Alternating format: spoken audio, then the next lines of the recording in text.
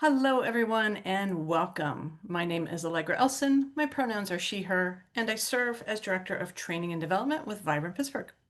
We're excited to share our community partner speaker series with you today.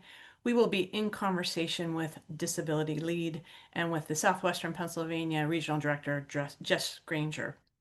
With us also is my colleague Matthew Yowie. He will monitor the chat and also contribute to our discussion today. Today's session is part of our Community Partner Speaker Series. It brings together you, Vibrant Pittsburgh members, and guests from across industry and sector in an informal, interactive, and participatory atmosphere to collaborate and deepen knowledge. Take a moment to say hello and introduce yourself in the chat if you would like. In a moment, as I said, I'll be introducing you to our speaker, Jess Grainger, Southwestern Pennsylvania Regional Director at Disability Lead. This session is being recorded and will be available on our member resources section and on our website and on our YouTube channel. As this is open to the public, this recording will also be open to the public. If you are a Vibrant Pittsburgh member and you need your member login, please let us know. And as always, check our website at vibrantpittsburgh.org. If you're not familiar with Vibrant Pittsburgh, we would love to introduce you to Vibrant Pittsburgh. Vibrant Pittsburgh is a premier economic development membership organization dedicated to supporting the growth and economic competitiveness of Pittsburgh as the region's central resource, spokesperson, and convener on workplace inclusion and belonging. Vibrant Pittsburgh envisions a future where Pittsburgh employers offer inclusive workplaces that foster prosperity and belonging, making them a top choice for people of all backgrounds.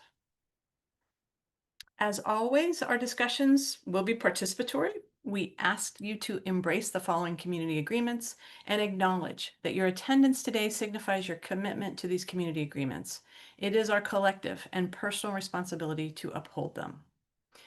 Seek to understand, actively listen, use I statements, speak from your own experiences, respect privacy, and also respect where everyone is on their particular learning journey, and share the air. Make room for all voices to be heard and accept all modes of communication. Today's modes of communication include the chat as you are using it.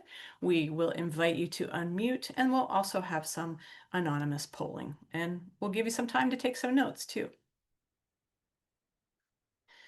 I want to take a moment to review our agenda. We started with some very brief intros.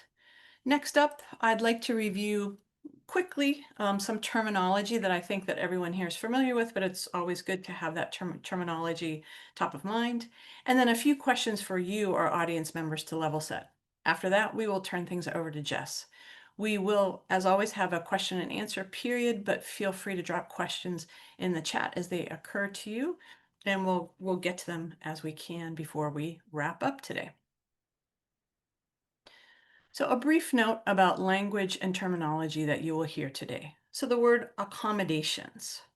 Workplace accommodations involves making specific adjustments or modifications to job duties, work environments, or policies that ensure individuals with disabilities have equal opportunities for employment and can perform their job duties effectively. This may include providing assistive technologies, modifying work schedules, or adjusting job tasks to accommodate specific needs. Accessibility is the commitment to ensuring that all individuals, regardless of ability or background, can fully participate in all programs and activities in your workplace by providing equitable access across the full range of human abilities and experiences. And lastly, and the focus of what we will talk about today is that disability inclusion in the workplace is a broader concept that focuses on creating a culture and an environment where people with disabilities are fully integrated and valued as equal members of the workforce. This involves not only providing accommodations and ensuring accessibility, but also fostering an inclusive workplace culture that celebrates, promotes, respects, and actively involves individuals with disabilities in decision-making processes, activities, opportunities for career advancement. In summary, accommodations deal with specific adjustments for individuals. Accessibility focuses on ensuring access to physical and digital spaces and materials. And disability inclusion encompasses creating a supportive and inclusive work environment for all employees, including those with disabilities. Up next is, if you're familiar with how we run things here, we're moving into a Slido poll. You can participate with this using the QR code and your cell phone, or if you're at your laptop and you want to go to slido.com and put in that number, you can also do that. So our first question for all of you is this: what words or thoughts come to mind when you hear disability inclusion? This is a word cloud. You can put a few words in. So what words or thoughts come to mind when you hear disability inclusion?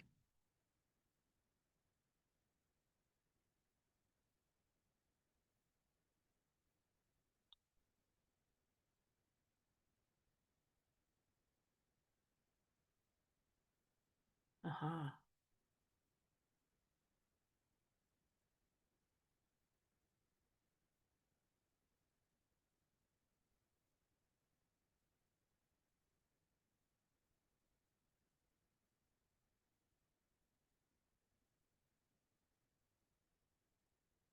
Mhm.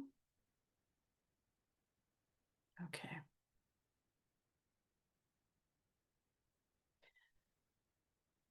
So as you see that word equity come up and be larger and in green, that is one that more than one of you has chosen. So that's why it's bigger.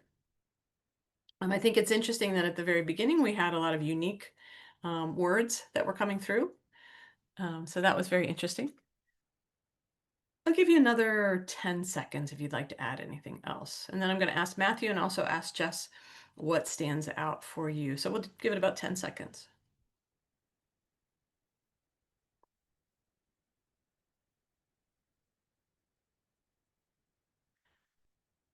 So Matthew, what stood out for you as you were watching these come through? Yeah, well, now we see, of course, the universal design up there with equity, and that was a term that was brought up last week. I see a lot of you returning, so great to have you back from attending our session last week as well. And I'm Mhm. really interested in that coming up as a concept here and thinking about creating that environment, that system kind of from the start that is accessible to everyone, that includes everyone. So really interested in that and how that ties into some of these other terms that are in here as well. And Jess, how about for you? I think I second Allegra, you and Matthew's observations. Mhm. But certainly, not just because it's big and green, everyone can access stands out. Um, Seat at the table stood out to me, and also nothing about us without us. That inherently, communal decision making should be just that, and that's certainly a core part of what we do that I'm looking forward to delving into soon. Great, thanks. Right, our next question coming up, and if you're participating on the Slido, this will just, advance. This is actually a multiple choice. So wanting to see what you know about disability. So what is one of the key goals of Disability Lead? To run social events for disability awareness, to focus on accessibility compliance, to offer temporary job placements, to empower leaders with disabilities to create positive change. So we ask that you pick one of these.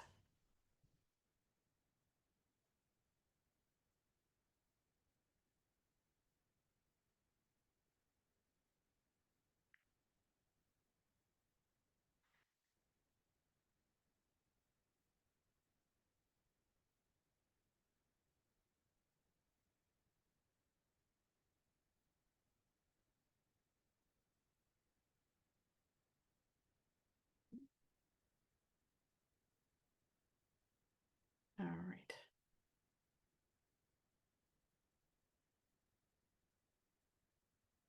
So we're almost there with 100% on to empower leaders with disabilities to create positive change. But and Jess and I discussed this week to focus on accessibility compliance. But the correct answer is to empower leaders with disabilities to create positive change. And here is our last one, and this is a true and false. And again, as I promised Jess, there are no gotcha questions today. Disability Lead helps people with disabilities build leadership skills to make workplaces and communities more inclusive. True or false?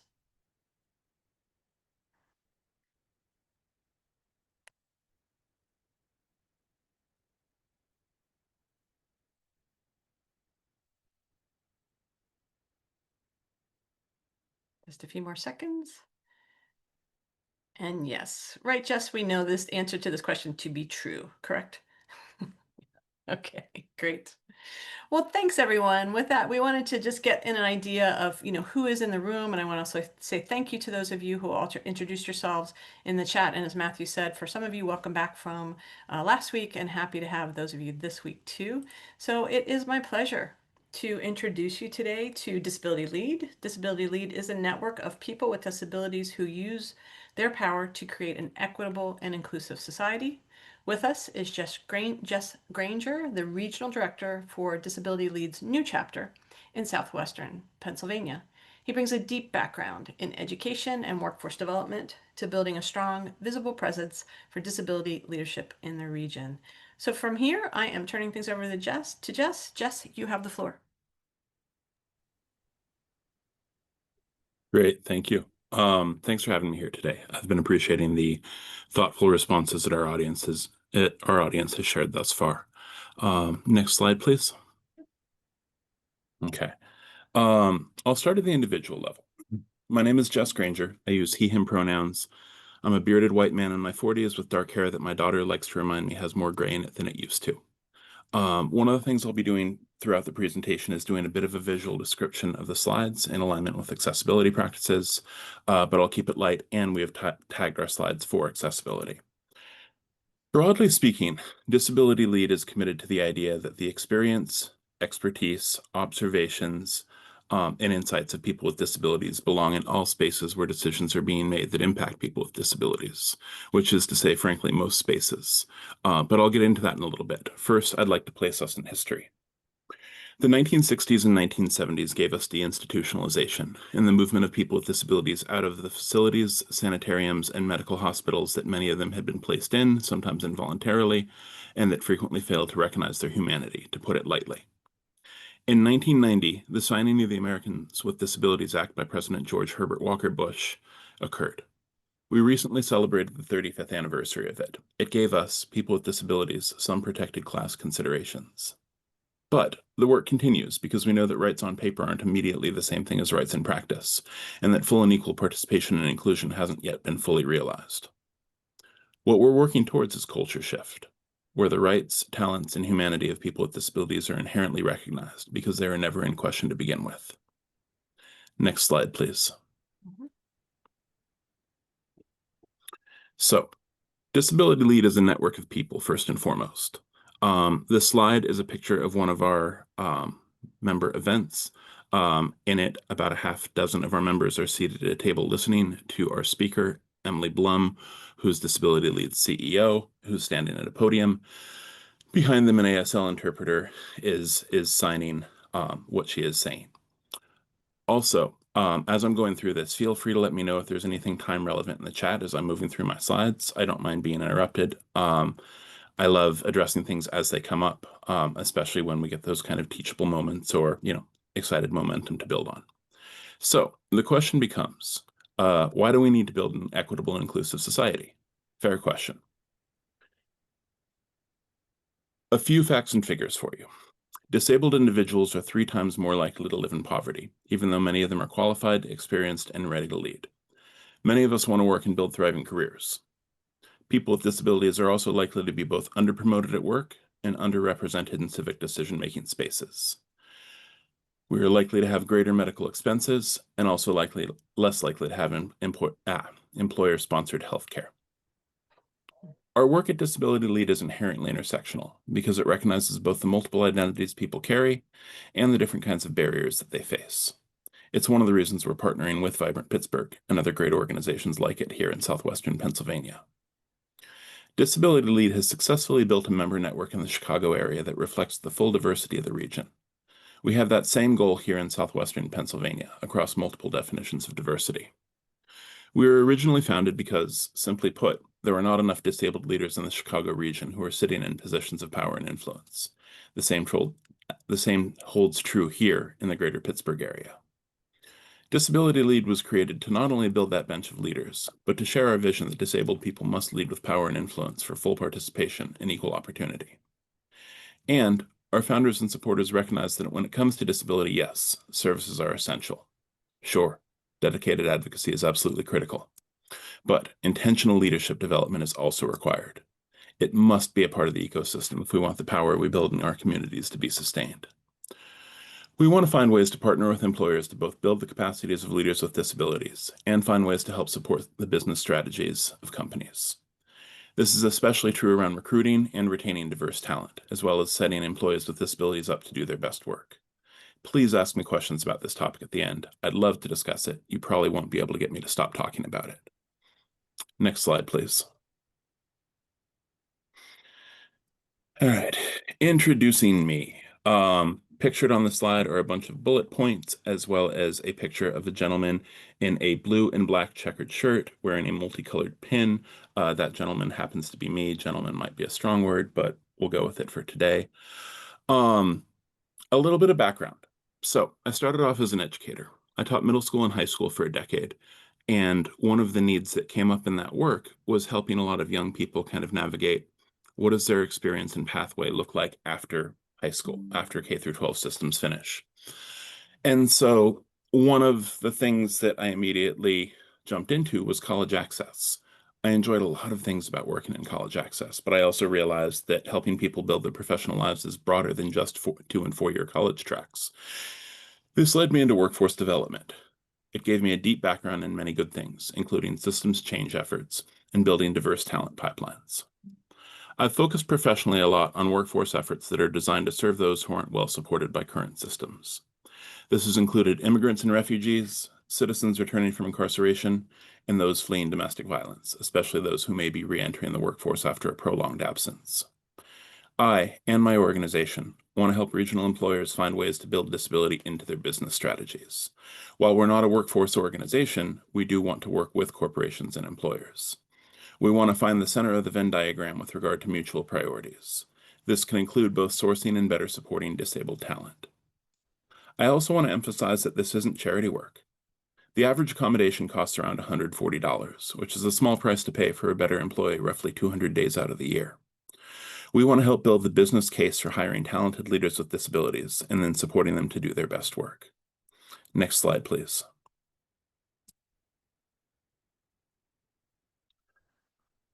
This slide 13 is a purple background with the headline, "What is Disability?" Some boxes below outlining some facts and figures, and a couple of bullet points talking about how disability is a natural part of the human experience. Disability is very common, first and foremost. It affects 1 in 4 people. Disability can be either temporary or permanent. It can be visible or invisible, congenital or acquired. But we know that societal attitudes don't reflect that. Disability is a natural part of the human experience. If we're fortunate enough to be able-bodied, it's temporarily so. Anyone here who's tried to support the medical challenges around aging parents understands how quickly disability can show up in our lives and how big of a role it can play. We know that people with disabilities are often overlooked for their talents. They're frequently seen as their disability. This is true in both the professional research and in what gets revealed with interviews with people where when they talk about, people with disabilities, they tend to describe them in terms associated with their disability. I'll get into language a little bit later, but broadly speaking, one of our goals here is to make sure that people with disabilities are seen in their full humanity. I also want to talk about the leadership gap that this slide identifies. The leadership gap reflects deep systemic inequities at the intersection of race and disability, because we know that disabled people, especially those who are Black or brown or otherwise multiply marginalized, face systemic barriers to influence, access, and advancement. We know that leadership spaces often lack the inclusion needed to reflect the diversity of our communities. Our response as an organization is to work on closing that gap. Through our expansion into southwestern Pennsylvania, we're investing in the power of disabled leaders, building networks, shaping systems, and redefining who gets to lead. Next slide, please. I love this one. I'm going to tell you a little bit about our leadership model. Broadly speaking, we have 3 different major areas we focus on as an organization.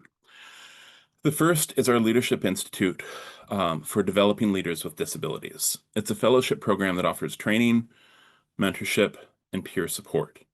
It helps people in the early stages kind of build their disability identity, come to terms with it, but it also helps them build a sense of community.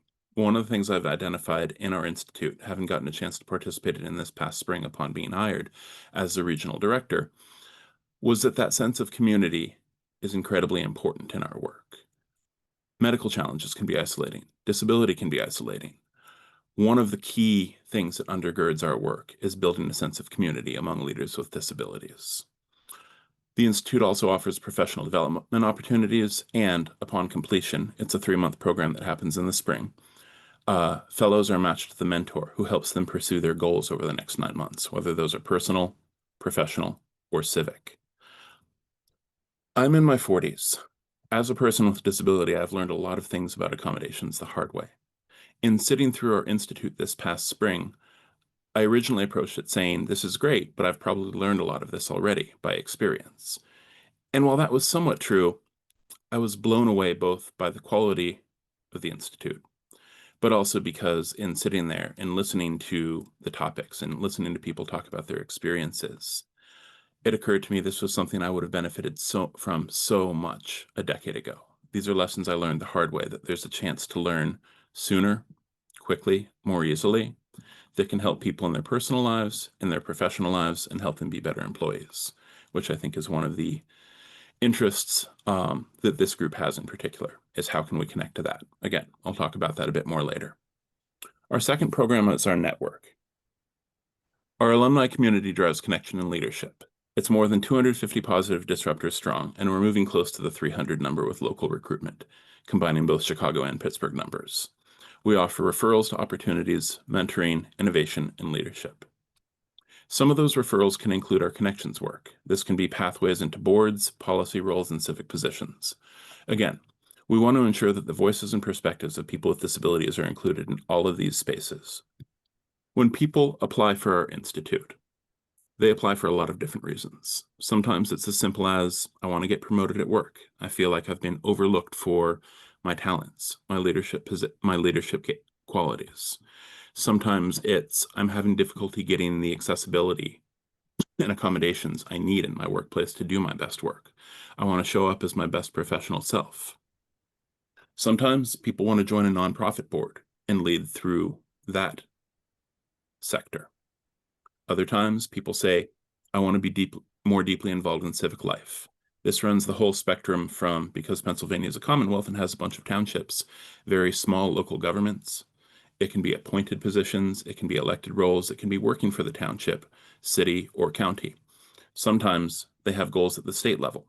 Whatever people's reasons are for applying for a leadership program, we're happy to talk with them and identify whether or not we're able to match them with people who can help them best pursue them. So, why don't people with disabilities often fit our definition of leadership? I've got some thoughts on that. I would be very curious as well for you as an audience, for your thoughts on why that is. Speaking from deeply personal experience, my mother used a wheelchair for the last decade of her life. In addition to being my mom, my mother is also one of the brighter people I've ever met. But I noticed that when she entered a room in a wheelchair, people often spoke to the person pushing the wheelchair. When we took her to doctor's appointments, people spoke to the person who was there with her rather than to her about things that were deeply personal and medical in nature. I think we have a certain kind of picture in our head due to societal bias about what a leader should look like that isn't always compatible with people with disabilities. But we're also aware that in working with people with disabilities, targeted growth and professional development is essential. We've created a leadership institute that is by and for people with disabilities to help them build a lot of different capacities, but among other things, to show up as their best selves in the workplace. Next slide, please. And I just want to mention, Jeff, in the chat, someone also mentioned that to say people with disabilities are infantilized, and I think that's also what you were mentioning too, is that there's this infantilization of folks with disabilities. Deeply accurate, and that can come from a good place, right? It can come from wanting to look out for or protect people that you see as less able.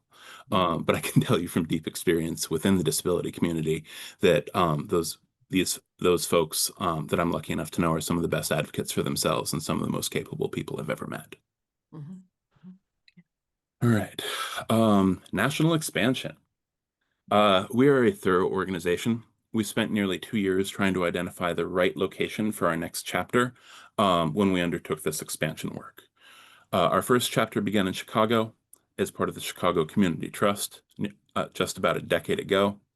And as we were looking for other cities to move to, Pittsburgh was on our short list. We were lucky enough to get support from the FISA Foundation, a local funder who gave us a grant, among other things, to support our evaluation work for where we might wish to go, and also support the process of beginning to set up a new chapter here. We chose Pittsburgh in southwestern Pennsylvania for a lot of reasons, one of which is it's an innovative place full of kind and compassionate people, people who are interested in doing the thing better and looking out for their neighbors. Also, Pittsburgh is very much a city interested in gaining national profile for the places the city and the region excel. Listen to people talk with enthusiasm about Carnegie Mellon, or the Steelers, or okay, not the Pirates, but you get my point. Sell the team, sorry. That Pittsburgh is both a city that's very much interested in gaining national profile in the places that the city and the region excels. It's got a strong college and university ecosystem. It's got a strong, innovative nonprofit ecosystem. And it's a high-tech and medical leader, both in medical treatment and in medical research through AHN, Highmark Health, and UPMC. I realize also I forgot to give a quick visual description of this slide. The title is A Bold First Step to National Expansion. There is a purple image of Pennsylvania, the Keystone State, with Disability Leads logo in the bottom left, approximately where Pittsburgh is. And there are some bullet points outlining a lot of what I just kind of delved into. So, why should employers be especially interested in this? Why are you all here? Well, I'm sure you all have your different reasons, and I appreciate your interest in this and your reasons for being here today. I think a couple of the things that we can easily identify as points of synchronicity in our priorities is we know that research indicates that inclusive workplaces tend to foster higher innovation. They also lead to greater employee retention and economic resilience. There has been research to show that civic engagement by employees also enhances leadership, morale, and a deeper sense of purpose, benefiting both the organizations and the communities they serve. There's a funny thing that happens where once people get one kind of leadership role, they're more likely to be seen for their other leadership capacities. Pardon me. They're more likely to be seen for their other leadership capacities and the potential they hold for leadership in other contexts. This is one of the reasons why people join committees in search of promotional opportunities. We're helping people be seen as leaders by, among other things, connecting them to opportunities to lead and helping them with targeted professional development through our Leadership Institute. The program's success will serve as a replicable model for other regions, positioning Disability Lead as the leading disability organization in southwestern Pennsylvania. Finally, we also know, and I know this from my workforce development work, that the region is facing a skilled labor shortage, especially among people between 26 and 40. Disability Lead would like to play a role in helping address that. Next slide, please. So the next slide, and my last slide, also reads, working with employers. First of all, we offer a lot of different services and a lot of different supports. We very much want to provide professional development by and for people with disabilities. We are interested in making our Leadership Institute and member network available to people who would like to participate, benefit from it, and carry a disability identity. We are not charity. We want to be part of organizations' savvy business strategies. And we also hold the belief that inclusivity can help build better products, policies, and programs. We're interested in what we can offer each other. I told you a little bit about my experience as a fellow and both all the things I learned and all the things that I think were available to people with disabilities in challenges they have in common in professional settings. I think also we've had a lot of different members and fellows over the years who've gotten a great deal of different kinds of benefits from their participation in Disability Lead, whether it's referrals to leadership opportunities across civic, nonprofit, in professional sectors through our connections work, whether it's involvement in public life and local politics, whether it's promotions at work. Um, the mayor's office for the people with disabilities in the city of Chicago is led by Rachel Arfa, who's one of our members. Other members who are in our network work for City College of Chicago, or of Cook County, which educates 75,000 students annually. Another of our members serves on the Illinois Human Rights Commission. Her work touches in some way, shape, or form the lives of all residents of Illinois throughout the course of their lifetimes. We're interested in building a strong network here in Pittsburgh and southwestern Pennsylvania.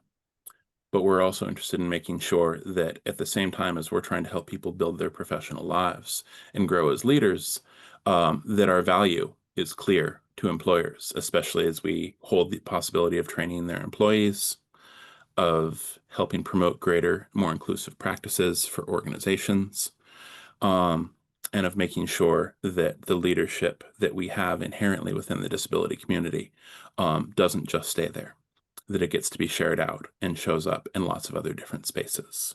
So lots more to say, but I would love to hear your questions. I am open to thoughtful discussion items, to things that are on your mind. I'll open up the floor in just a second, but just let me close by saying it's an honor to be here with you today. So I'm looking forward to this discussion. Thank you.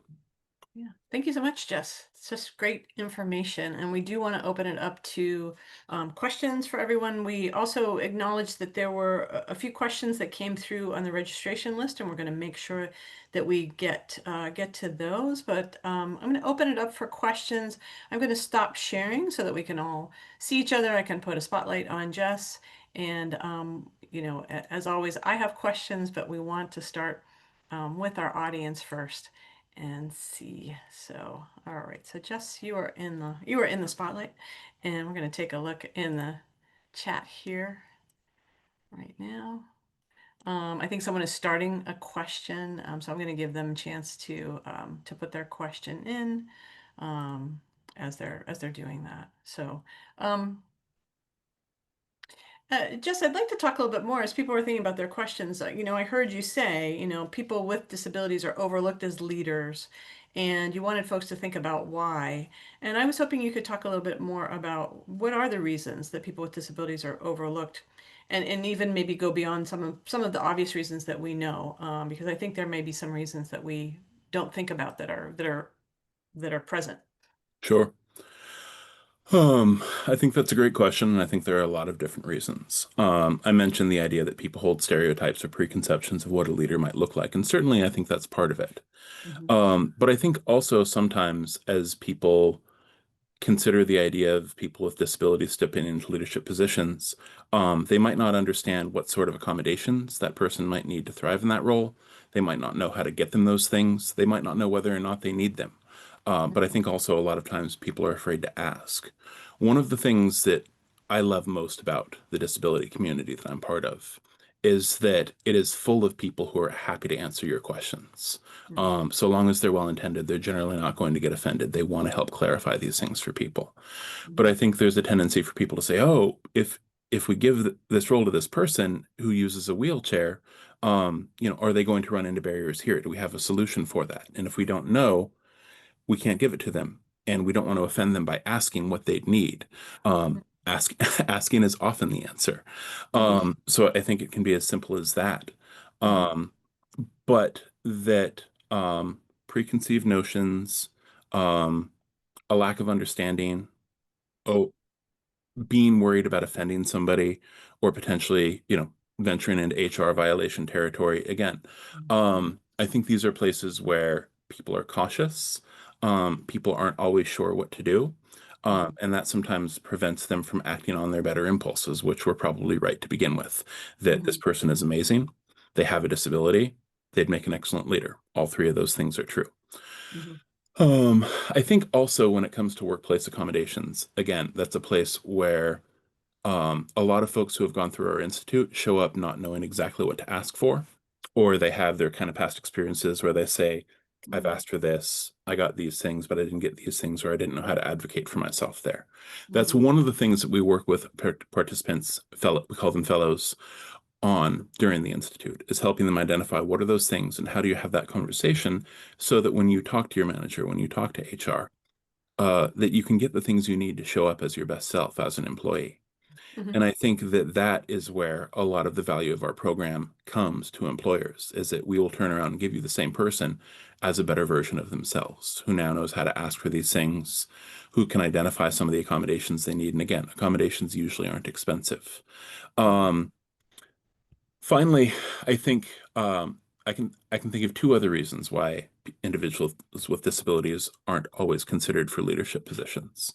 Um, the first is that um, people may not know a lot of people with disabilities, or more likely, they don't know that they know a person with a disability, because that person keeps that disability quiet or hidden, or has, the opportunity to not make it visually obvious.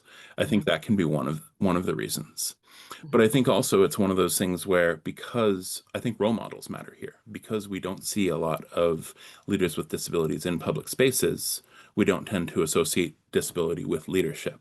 I think if we saw more of it, and particularly if we saw more people thriving in that role, we would understand just how much leadership ability people with disabilities have. Mhm. I used to teach social studies. I often told my students stories about Franklin Delano Roosevelt, who is, considered, sorry, one of frog in my throat, one of the greatest presidents in American history, who did these great fireside chats, who led the US for, a decade, um, and did these things with a blanket on his legs and with the camera shooting him, from the waist up so people wouldn't see his disability. Mhm. That's amazing to me. And I think there are a lot of people out there with disabilities who are doing really incredible leadership in public spaces. And some of them may not be super public about their disability for understandable reasons. And I don't judge any of them for it. But I think that lack of role modeling can also be a part of why that's hard for folks. Mhm. Mhm. So what Sorry, you're that was also a long answer. Yeah, no, that's a great answer. I mean, I appreciate it. I think also what I'm hearing too is you're describing a very clear two-way street between people with disabilities and between employers, because I think sometimes it's almost always seen, and this goes back a little bit to the infantilizing of people with disabilities of like, well, the employer is going to take care of you, or the employer has to take care of you. And that's not what we're talking, and that's not what I'm implying, at all. But Right. that, as a person with a disability, being able to advocate, knowing how to ask for things, knowing how to, say what you need, and then for the employer also to ask, like, do you have what you need? I think it's sometimes rare that an employer says to anybody, do you have what you need to succeed? And I think if we all heard that every once in a while, and we knew that we could say, yeah, I need a better chair, or yeah, I need my monitor's broken, instead of like just kind of muddling through. Because I think all of us, and not to diminish from people with disabilities, all of us sometimes have a hard time asking for what we need, particularly in the workplace. It seems like. Absolutely.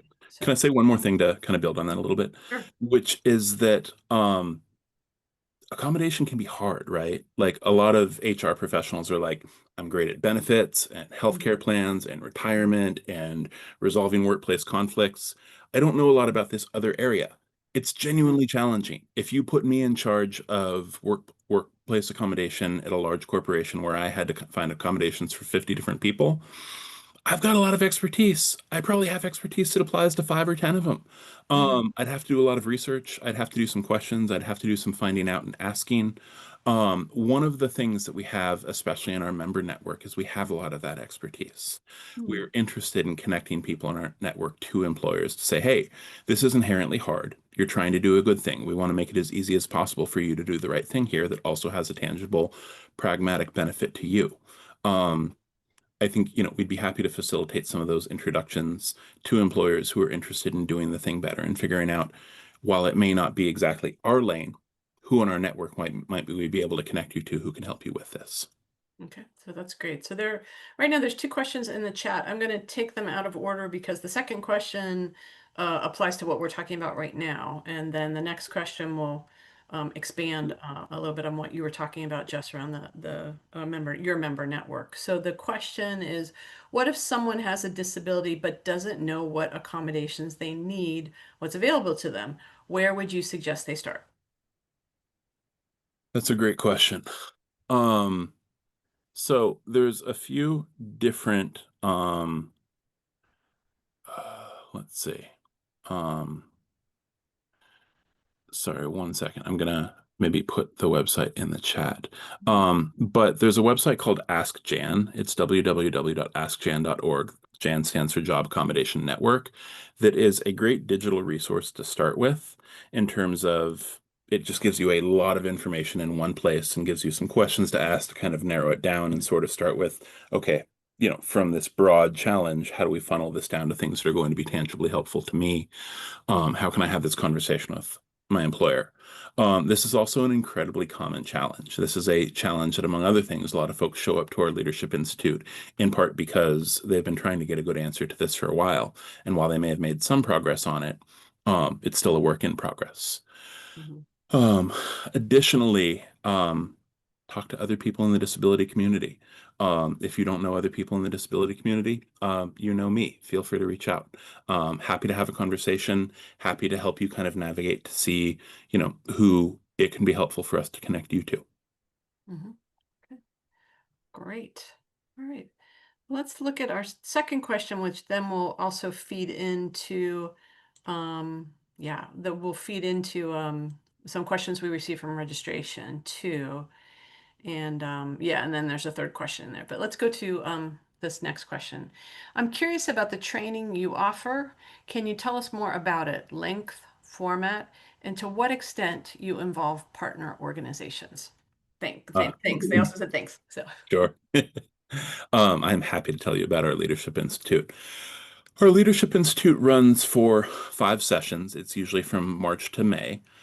We just recruited our first um, class of fellows for Southwestern Pennsylvania. We've been running this for 10 years in Chicago, but we will be sending out invites and acceptances to our incoming class very soon in the coming days here in Southwestern Pennsylvania.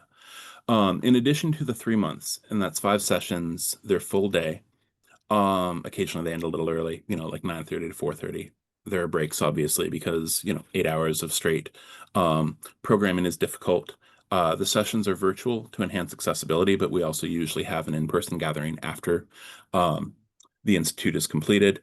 But it's the 3 months of participation, but it's also then as we get to know who these individuals are, what their goals are, where they want to go, we match them with a mentor towards the end of their participation in the Leadership Institute. We say, okay, you've identified here are the things you want to do. We go through our network and we say, who are the people who can help them pursue these things? And if it's a fit, we match them to them. And they work with that mentor for the next 9 months on whatever their goal is, whether it's board leadership, whether it's promotion at work, whether it's a new job, or whether it is, some sort of civic leadership opportunity. We want to help them get there. Mhm. All right, great. And Jess, we're going to drop your email in the chat now also Sure. so that folks can contact you more about this. And we'll also drop the disability lead, um, um, website in there too. I have a hard time Sure. doing two things at once. Uh, so let's look at another question from the chat, and then I will circle back to our registration questions because those are more, again, about accommodations and also disclosing disabilities. But in the chat, we had a question, how can someone interested in civic engagement get started? And I think that was, you had an interesting point about, civic engagement, but also working in the different boroughs, in the area. But yeah, so how can someone interested in civic engagement get started? Sure. Um, so there's lots of routes to it. I think certainly, if you can identify a challenge in local government that you would like to be a part of solving, that can often be an entry point. I think going to events held by local elected officials. Mm. Pennsylvania is a purple state. The advantage of that is public officials tend to be pretty accessible to the public. I know my own state representative. I've talked to a lot of other local leaders. Um, I think also that, okay, I've got an anecdote. because Pennsylvania is a commonwealth, because the township system is small. Um, I've got a friend who lives in Hershey, Pennsylvania. He has two little boys. They are 8 and 10. His father had a stroke a couple years ago and now uses a wheelchair. My friend was going into, I think it was the county clerk's office, might have been Devote, might have been, some small bit of civic business. And on his way out, he saw a posting for an appointed role in local government that was largely around compliance for like ramps for accessibility purposes. And he was like, that's kind of cool. And he put his name in it. Because Hershey is small, because townships are small, because people are busy in their lives. He got a call a couple days later, and his partner was mad at him for this. But he got a call a couple days later being like, "Hey, you're the only person who's applied for this. Do you want it?" And he was like, "Well, what would I have to do?" And they're like, "You basically have to go around to, parking lots in the Hershey area one weekend per month and look at the ramps and kind of do a little bit of measurement and math and see if they're accessible and see if they're graded properly." And he's like, "I've got an 8-year-old and a 10-year-old that I can absolutely make do math problems this way. I am taking this and we are doing it." And so now once a month, like that's what they do, right?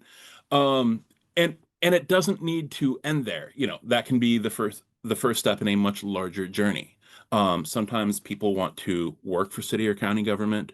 Sometimes people want to serve on a task force like the City and County Task Force on Disability. Sometimes people are interested in being appointed to commissions or boards to oversee things like accessible housing, public transit, the Port Authority, accessible public spaces. There's a lot of different opportunities. There are so very many. But I think my advice to people is always start local, talk to other people try to go to some local political events, even if you don't think that you are quote unquote a political person. Um, and if you're interested, reach out to us. We'd be happy to talk about it. All right, great. Thanks, Jess. So I want to pull two questions from our registration list. One was, I'm curious about strategies for advocating for the invisible disabilities. I don't feel like I know how to tell people when I'm in a mental health crisis and needing support or space at work. It's a good question and it's a multi-layered one. Mhm. Um, Let me start with a few kind of general guidelines, one of which is in advocating for accommodations in your workplace, you are still entitled to medical privacy. An employer can ask you for all sorts of reasonable documentation of a disability, but that doesn't mean you have to share private, um, you know, um, I guess just high stakes medical information with them. It's okay to say, hey, sometimes I need this. Sometimes I need a quiet space to reflect. Sometimes I need a place to go where this can happen, or I need to be able to leave my desk in case of. You don't have to share everything, especially things that are private or, deeply personal with your employer in order to get some of the accommodations. Mhm. So I think that's where I'd start. I think also we always encourage people if you have the option, if you have health insurance, if you can afford to, it can be good to talk to a clinician, especially a clinician who specializes in these kinds of things. I myself, see a therapist who specializes, among other things, in treatment for my particular kind of disability. Um, and so I think that what you tell your employer, what you tell your colleagues don't have to be exactly the same thing. It can vary, and it can run the full spectrum of, hey, occasionally I just need this thing, to where you still protect most of your privacy, towards in places where there's trust, in places where you feel safe and comfortable, you can say, I need this privacy because of this, and here are the reasons. Mhm. Um, we have a leader in our network who gets migraines, and when she feels that sort of aura coming on, she's a leader. She's got her own office. She can go in her office and close the door and tell her staff, "Hey, just leave me alone for 90 minutes," which is great. And a lot of people don't have that particular resource at work, right? And so I think it's challenging. I don't want to give you the every situation is different answer, but every situation is different. Mhm. But I think starting with what's the level of disclosure you're comfortable with? What's a reasonable amount of documentation that you would need to share at work in order to get the supports you need? And where's sort of the balance between can you get the support without sharing more than you're comfortable with? Mhm. And then also talking to anybody in your network or anybody you trust at work about, hey, do you have any advice for this? Especially some, well, don't just ask the person in the cubicle next to you and expect them to be an expert in disability accommodation. But if there's anybody in particular there in HR who you can talk to and say, hey, I have this particular challenge. And this is one of the things we work on in our Leadership Institute as well, is framing it appropriately. I have this particular challenge. It sometimes gets in the way in these ways. I can do my best to navigate around it when I have these things available. And the following accommodations help me show up as the best version of myself professionally. Mhm. So again, I think just um, figuring out what degree of disclosure you're comfortable with, talking to the right people, asking for advice. I think again, this is where a website like Ask Jan can be helpful. But this is also one of the reasons why we have a member network, right? That we have a member network in part because we want to be able to connect our members to each other, to offer kind of guidance and support and, frankly, peer expertise Mhm. around similar challenges, how they've navigated for them, what worked well, what didn't work well, and to help each other out as we build a community. Mhm. Yeah. Yeah, thanks for that, Jess. I think it's interesting to think about. You don't have to disclose everything. You can just disclose enough to get the accommodation that you need. And I think sometimes we feel, even if we, call in sick, just even calling in sick for the day is, I'm not feeling well, I won't be in. You have hopefully have the PTO that you could use. And in my mind, it doesn't have to go any farther than that, depending on who you're speaking with. So. Our next question is also around accommodations. What type of accommodations have you seen for people with ADHD? Um, this one is personal to me, so thank you for that. A lot of different things. My own ADHD can sometimes lead me down a path where somebody will say, "Hey, I want you to do this for me," and I'm like, "Ooh, I could do this way, this way, this way, this way, this way," and I'll start sprinting in a direction that is one of those possibilities, and I'll come back to them. And I'll be like, "Hey, I did the thing for you," and they'll Mhm. say, "Oh, you gave me a large ranch house. What I wanted was a two-story beach house." I'll say, "Oh, got it." So in terms of accommodations and strategies, I think certainly for myself, I have found it really helpful to have upfront conversations where expectations are clarified. Um, I have always benefited from minimally distracting work environments. I am absolutely that person next to you who keeps talking to you in office situations. And it's a good conversation, but it's also distracting for both you and for me, right? Um, and so I do really well when I've got a quiet place to work. There are, some other considerations around like lighting or noise or degree of disruption to the environment. It can be as simple as I put focus time on my calendar for 45 or 60-minute blocks, when I need them, is just sort of, this is time where I'm not meeting with anybody, I'm not talking to anybody, I'm just getting my own personal stuff together. um there are a lot of different accommodations that are helpful. Again, I think Ask Jan can be a really helpful place to start. The other thing I did, I got my diagnosis a little bit later in life than a lot of people do. And it's funny to me because I think I got it later in life because I was a good student and was born in the early 80s, very much part of the Ritalin and Adderall generation, to where had I been a poor student or disruptive, I would have gotten that prescription a lot earlier, right? But instead, I was an adult. I was, a decade out of college. Um, One of the things I really enjoyed doing after I got my diagnosis was talking with other people with similar diagnoses and accommodations, and asking what worked well for you and comparing notes. And it wasn't always the exact same, right? Like it varied, but there was a really large center of the Venn diagram between what we found helpful. So I'd also recommend, in addition to those other things I listed, start by talking to other people who have similar challenges. Ask them what works well for them. Mhm. If nothing else, it'll help you build community. That's great. Thank you. Thanks. Well, as I predicted, we are at 12:55, and I know that we could continue to talk even longer together. One thing I'm dropping in the chat is a feedback survey. We're always open. All of us are always open to constructive feedback and also, happy feedback. But wondering too, Matthew, as you were listening and as we've done the prep work together, was there, a question that you had in mind or something that will help Jess sort of take us to the 1 o'clock hour as we start to wrap up? Yeah, there was something you said earlier, Jess, that I jotted down that maybe we can end with here. It was when you were talking about disabilities leads leadership model, specifically the Institute. You mentioned that within that, it can help people build their disability identity. And I was wondering if you could expand a little bit more on that with disability identity. Mhm. Sure. Good question. Um, so when I first got diagnosed and people would ask, do you identify either as a disabled person or as a person with a disability? That those being an example of identity first language or person first language, either one's okay.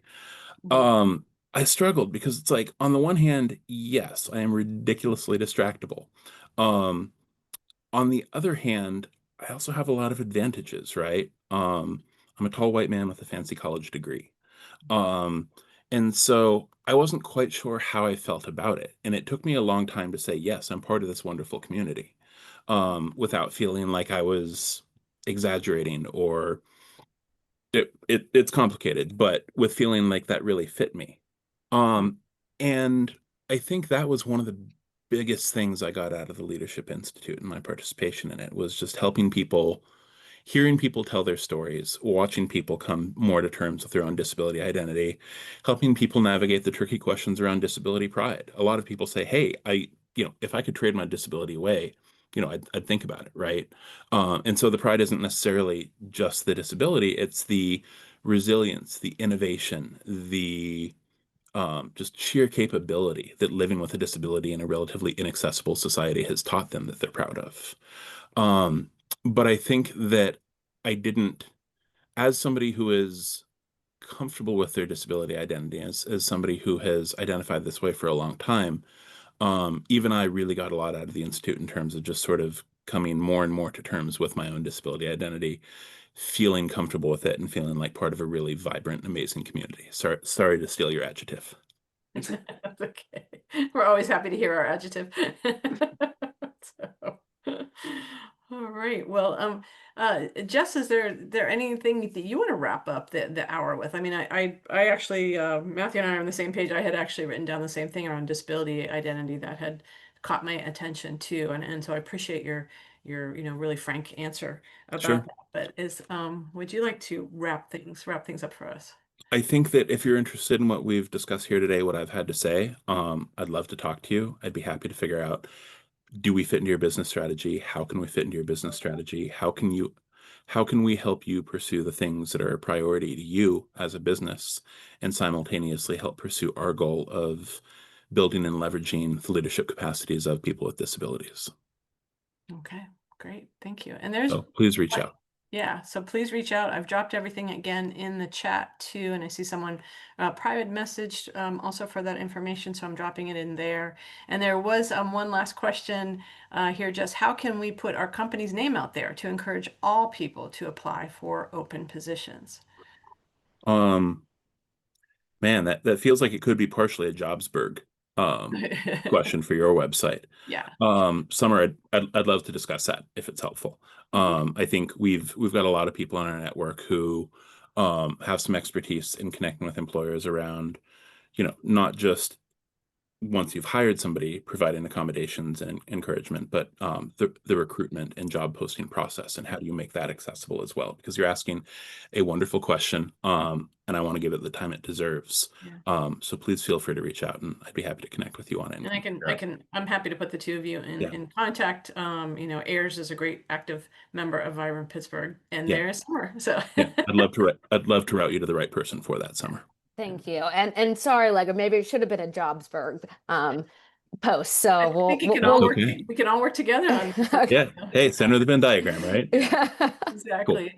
And I think, and a piece that we didn't get into, and I'm really glad that Summer brought it up, and I know we're at the end of our time, everyone, but this idea that we consider this even as we're in the hiring process, and that is also where folks sometimes, shall we say, get stopped, is even at the hiring process. And I know that a few people shared last week that they sometimes disclose nothing before a job interview because they have had times where they have disclosed or they have arrived in their wheelchair and they just know that things have gone, shall we say, south because they have disclosed something. So making that a more open conversation too with HR around that, the hiring process, I think is we could spend another hour talking Most about definitely. that. Great topic. Yeah, Yeah. absolutely. Yeah. So, all right. Well, as always, everyone, I want to say thank you so much for your engagement, for your questions, for participating. And I want to say thank you to Jess Grainger, Regional Director of Southwest Pennsylvania's Disability Lead. I'm so glad that Disability Lead has chosen Southwestern Pennsylvania as your next stop after Chicago. So thank you so much for being here. As always, we will send out the recording. It will be on our YouTube channel. We will send out some resources. We'll make sure that we also send you Jess's email and Disability Leads information so that you can get in touch. I'm willing to stay on for a few more minutes, just if you are, if there are any final questions, but we are going to stop the recording here.